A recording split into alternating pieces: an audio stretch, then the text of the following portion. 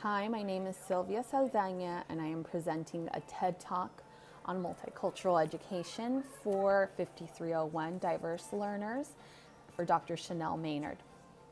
Now, a little bit of background on myself. I am a first-generation student. I was an ESL. I grew up and went to school in Los Angeles before moving to Texas. The programs that were available, and this was in the 90s, was an early exit program, and this was where the goal is to move on to English only as soon as possible. So within a few months, we were transitioned into English only classes with some supports available in our native languages. We didn't have multicultural education integrated into the curriculum, but I was fortunate enough to grow up surrounded by very diverse people. My peers were from backgrounds like myself. Some were Hispanic like me, first generation. Others were Black. Others were Asian, from China, from Vietnam, from South Korea, and from Laos. So I had a very diverse group of peers, and I think that really promoted cultural responsiveness within us, within our community, even though it might not have been integrated as much into schools. It was just the experience of being surrounded by so many diverse groups that really promoted multiculturalism in our school. Now, I also had a teacher, Miss Severns, in sixth grade, which the experience with her really resonated with me because she had high expectations for absolutely everyone.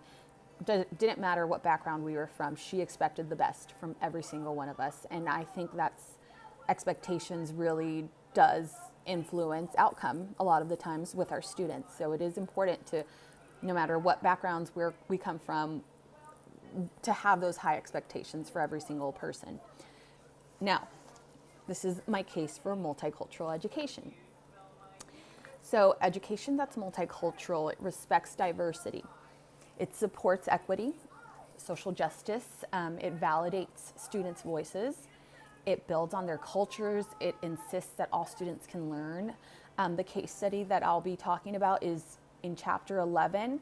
Mrs. Hamilton's class became a community when she invited students to share forgiveness poems based off of one of their readings where they wrote forgiveness poem to an absent parent, a parent who's struggling themselves, anyone important in their life, and it created a very open, reflective experience within the classroom.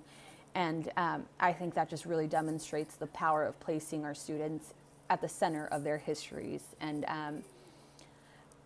now another very important topic on multicultural education is how it confronts social justice issues. Now, it's not just about empathy, it's also about courage. So teaching social justice is challenging, but it's essential.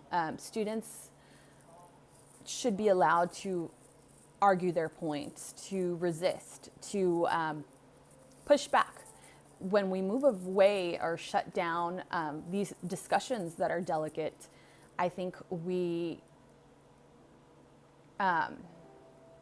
kind of provide a disservice. Now, teaching social justice is messy, but it is necessary because misinformation and stereotypes thrive when we stay silent. Now, in my classroom, I'm a dual language teacher, so I do notice that students, when they're allowed to use their home languages, they feel more comfortable, they feel seen.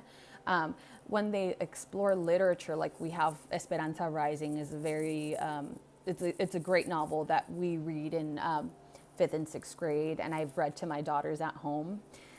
It really makes them feel valued and seen, and when they connect to similar experiences with the characters, it's very empowering for them. Now,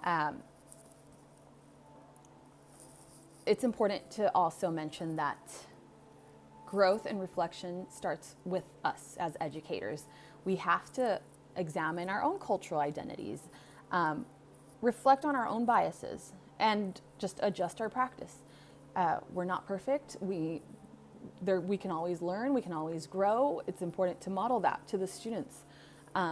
So in in this case study with Miss Hamilton, she co-taught with her students. So she also allowed them to teach her, which is amazing. I think if we're able to get our class together, have good class management, and provide students with those types of opportunities where they feel like they're teaching us something and we are learning from them, then it's invaluable for both them and us. Now,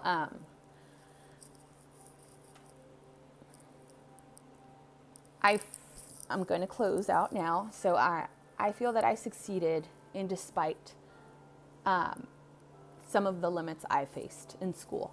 Now, just because I struggled doesn't mean I think anyone can succeed and anyone can do well in spite of their poor experiences. I think we should actually use these experiences to improve for our students. So I challenge you to do the same.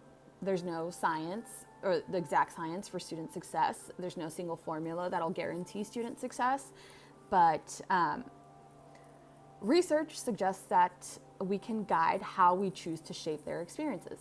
And it's important that the guidance we provide is rooted in love and acceptance. Multicultural education isn't a trend. It's a commitment to equity, justice, and the belief that every child deserves to be seen. When we embrace diversity, we teach social justice. When we expect the best from every student, we don't just change the classrooms, we change lives. And that is my TED Talk. Thank you.